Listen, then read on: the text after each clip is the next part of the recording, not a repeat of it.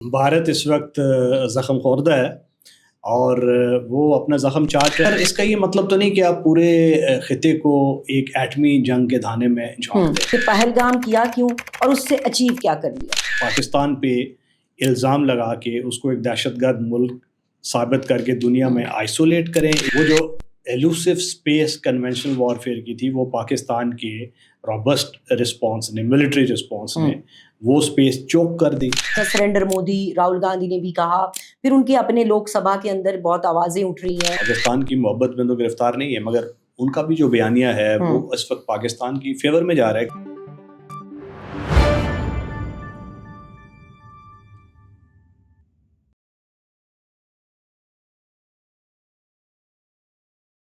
बिस्मिल्लाहिर्रहमानिर्रहीम। आज़ाद डिफेंस के साथ मैं हूँ राशिदा सियाल। आज के पॉडकास्ट में हमारे साथ तशरीफ़ रखते हैं जनाब ब्रिगेडियर डॉक्टर राशिद वली जंजुआ साहब, सीनियर डिफेंस एनालिस्ट हैं। उनसे बात करेंगे कि पाकिस्तान और इंडिया की दरमियान जो वॉर हुई और उसके बाद अब जो सूरत हाल है उसको वो किस तरीके से एनालाइज करते हैं, और दूसरी जानिब जो मोदी का जंगी जुनून है वो अभी भी ख़त्म नहीं हुआ और बार बार वहाँ से ऐसे बयानात आ रहे हैं जिससे ये ज़ाहिर होता है कि हिंदुस्तान अपनी इस डिफीट को हज़म नहीं कर सका है और वो फिर कोई मिस एडवेंचर की तरफ जा सकता है।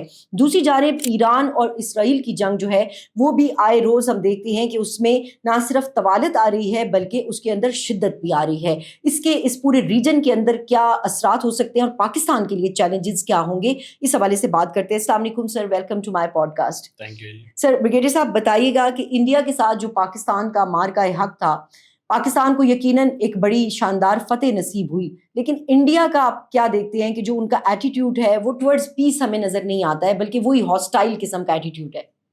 जी हाँ, भारत इस वक्त ज़ख्म ख़ोर्दा है और वो अपना ज़ख्म चाट रहा है, और हमें याद रखना चाहिए कि वो किसी भी वक्त जो है पलट के वार कर सकता है, क्योंकि उसको जिस किस्म की ये हज़ीमत हुई है वो मेरा ख़्याल है कि 1971 में जो वो ग्रोट करते थे अपनी सक्सेस को, तो वो अब उसका वहाँ पे वो मातम कना है। और ये एक किस्म का to them it's a very very effective rejoinder by Pakistan, दो कि इम्पोज उन्होंने ख़ुद किया पाकिस्तान पे, और मैं तो उसको हिमाकत ही कहूँगा, क्योंकि दो न्यूक्लियराइज्ड जो नेबर्स हों उसमें स्पेस फॉर कन्वेंशनल वॉरफेयर ढूंढना ये बड़ी कोता नज़री होती है।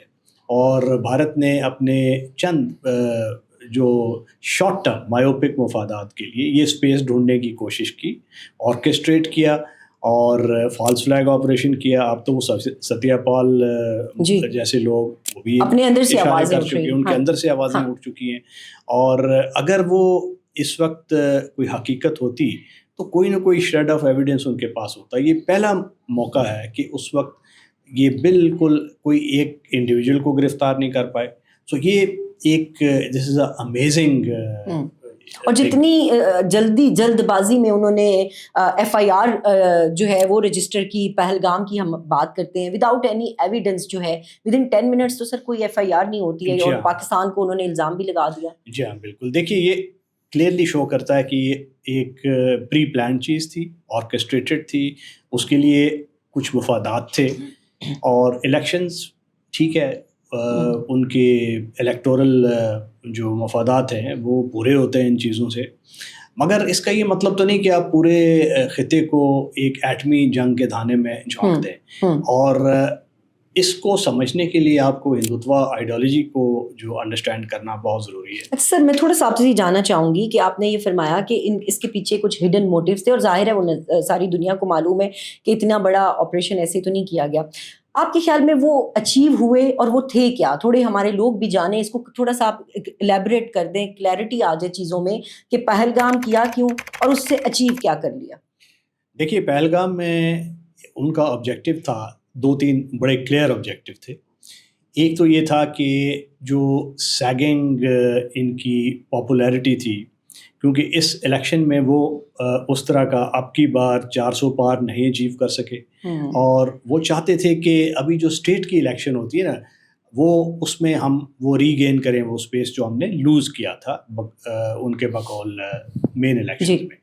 तो अब बिहार में इलेक्शंस हैं, उसके बाद वेस्ट बंगाल में हैं, फिर उस साउथ में इलेक्शंस हैं, तो ये परपेचुअल एक मोशन चल रहा होता है। तो उसको मोमेंटम देने के लिए انہوں نے اس کو استعمال کیا کہ یہ ایک ایسا فالس فلیگ ہوگا کہ ایک ہم پاکستان پہ اس قسم کا ہم ایک جنگ مسلط کر پائیں گے، اور وہ اس جنگ میں کنونشنل سپیس ہم حاصل کریں گے، وہ اچیو کر پائے وہ اپنے جو موٹیوز تھے ان کی. جی ہاں، وہ اس پہ ان کے مین موٹیو وہ تھا. اس کے اندر سب موٹیوز تھے، اس میں سے انڈس واٹر ٹریٹی تھی، اس سے اخراج تھا، ایک بہت امپورٹنٹ موٹیو وہ تھا.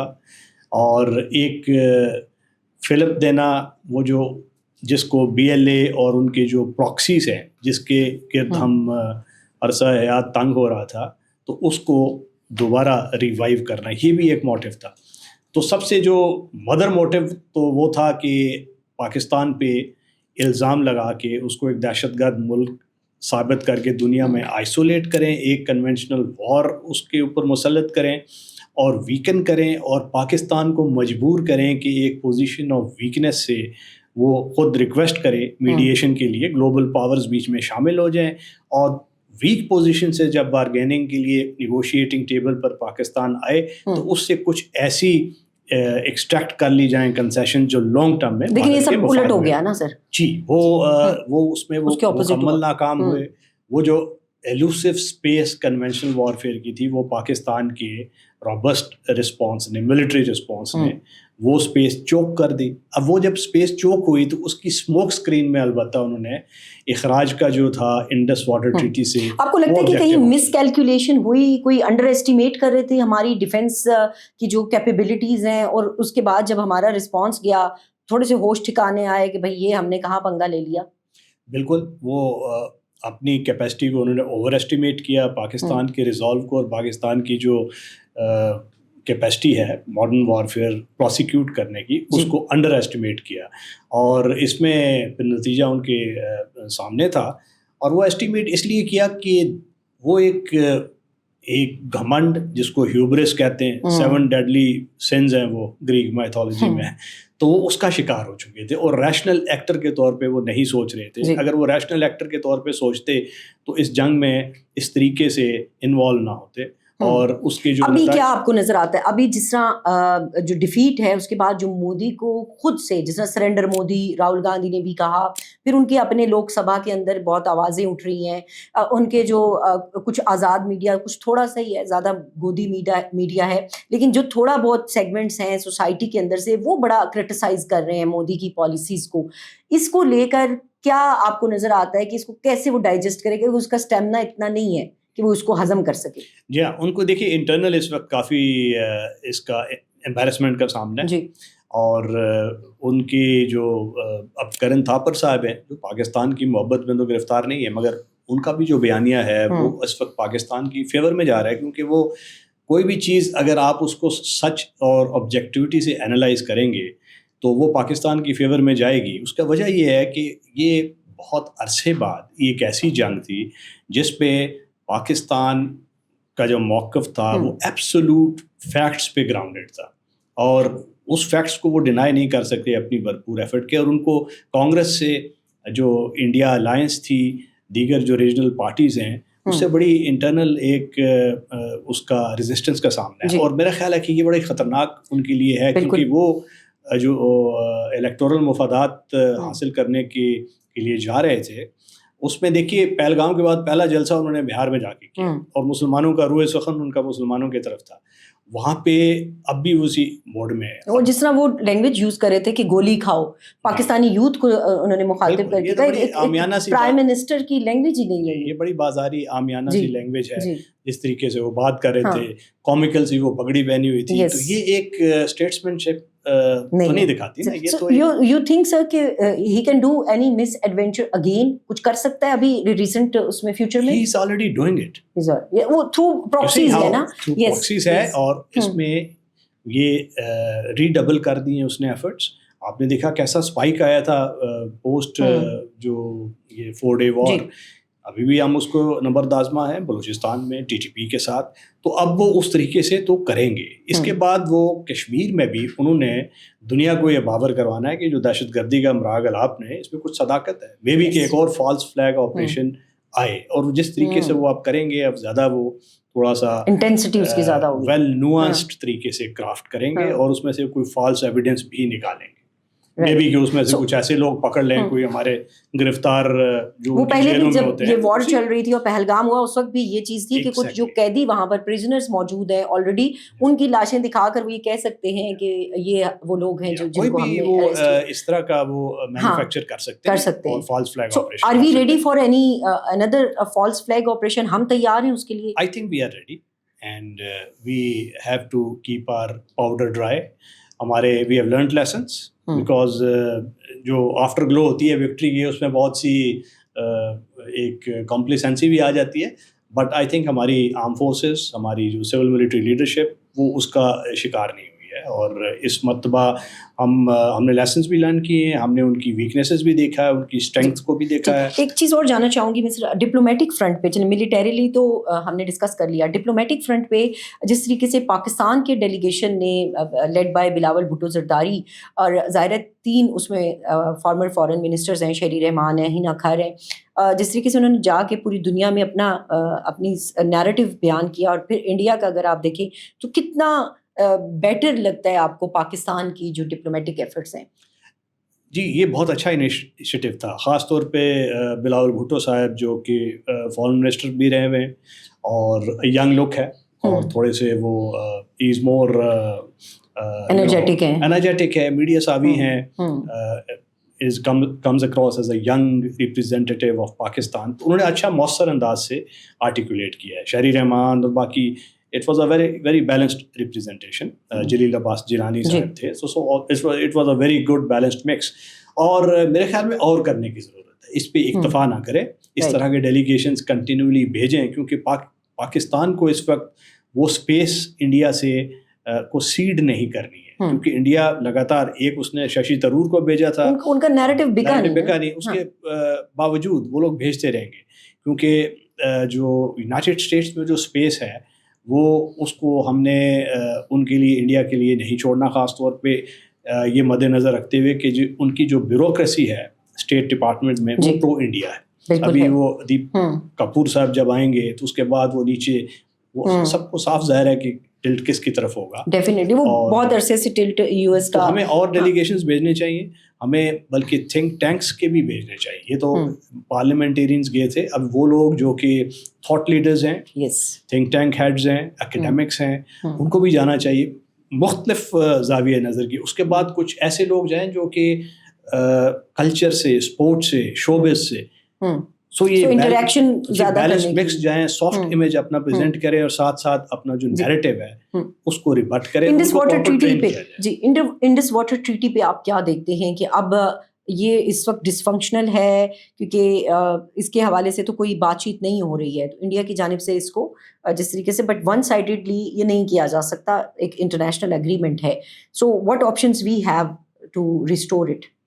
देखिए, पाकिस्तान के पास लीगल ऑप्शंस हैं और इंडस वाटर ट्रीटी से वो हेल्ड इन अबेंस है, इखराज तो इंडिया कर ही नहीं सकता, क्योंकि उसके लिए ट्रीटी रिवोक करने के लिए नई ट्रीटी जब तक नहीं होगी तो उसके आर्टिकल 12 का जो रेलेवेंट क्लॉज है उसके मुताबिक आप वो नहीं हो सकता।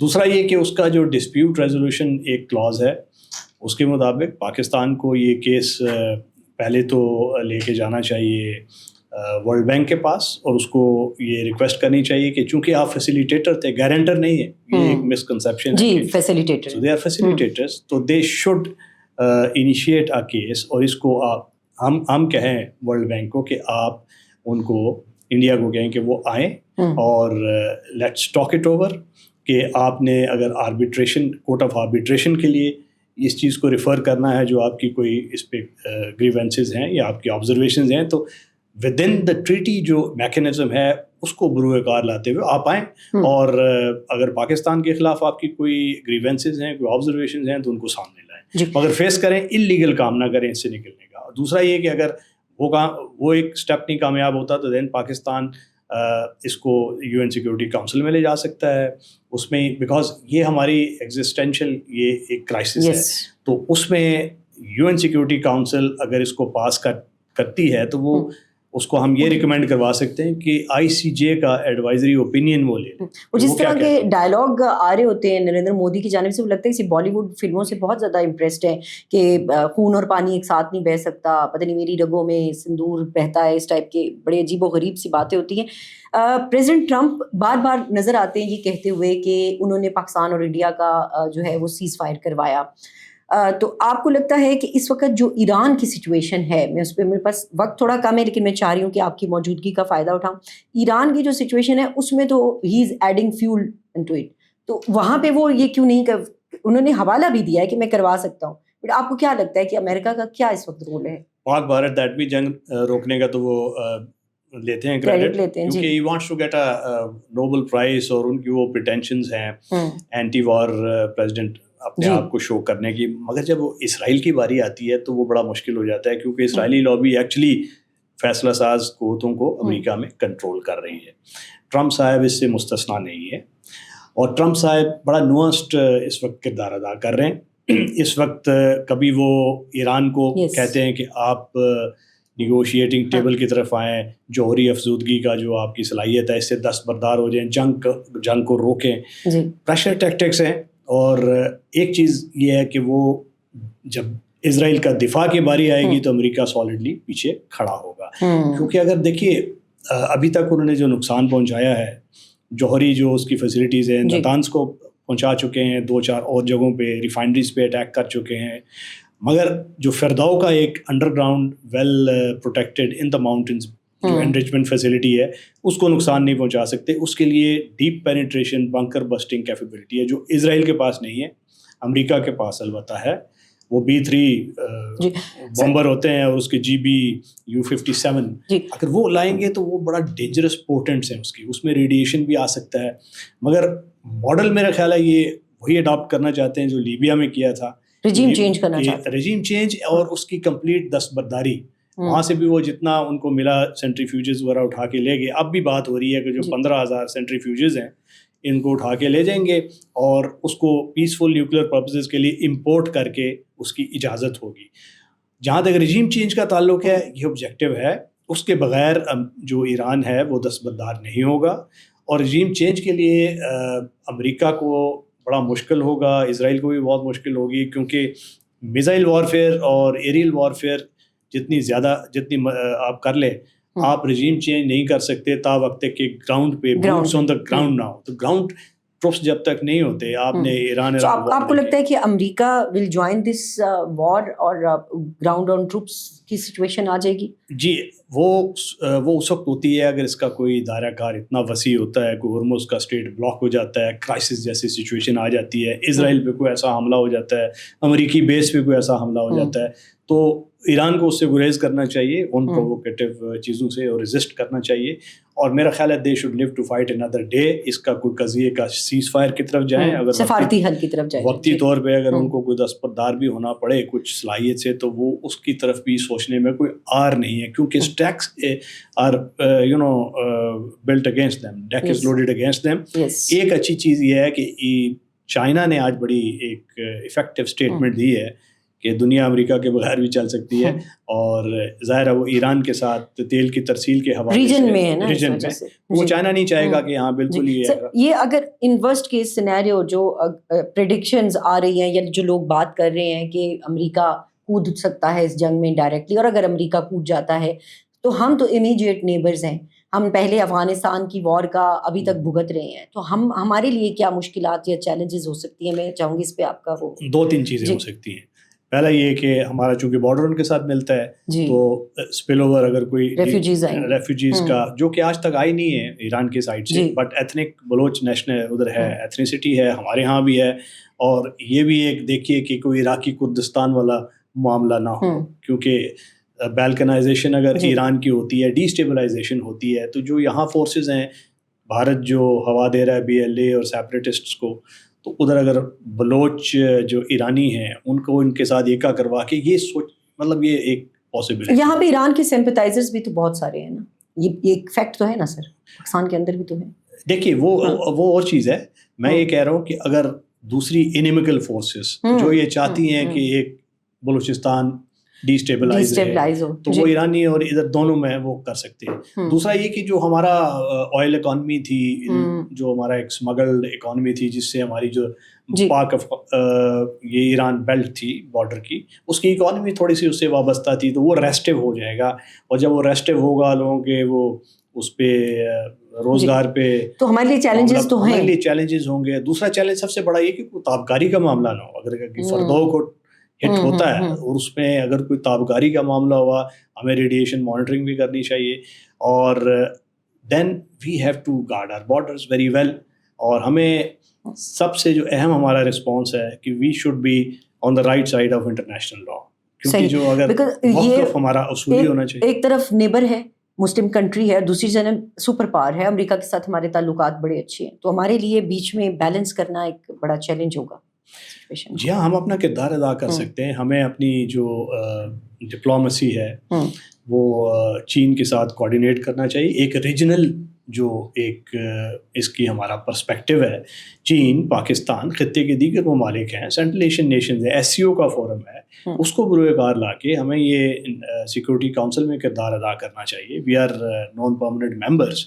और चाइना, पाकिस्तान को साथ लेके हमें ऐसी स्ट्रेटजी बनानी चाहिए कि जिससे हम इसके हल की तरफ जाएं, सीज़ फायर की तरफ जाएं, कि ये जंग के जो शोले हैं ये पूरे खित्ते को अपनी लपेट में ले लें। और ईरान का जो रेजिम है इसमें से अनडिस्ट्रक्टिव तरीके से निकल आए यहाँ से तबाह होने से। तो आई थिंक ये pearl of the high price है which we need to seize. Sir thank you very much. आपके साथ बहुत अच्छी डिस्कशन हुई, बहुत सारे टॉपिक, चीज़ें, वक्त कम था लेकिन कोशिश की मैंने कि सारी चीज़ों के हवाले से बातचीत हो जाए। बहुत बहुत शुक्रिया आपका। इसके साथ ही इस पॉडकास्ट से मुझे इजाज़त दीजिए। अल्लाह निगहबान।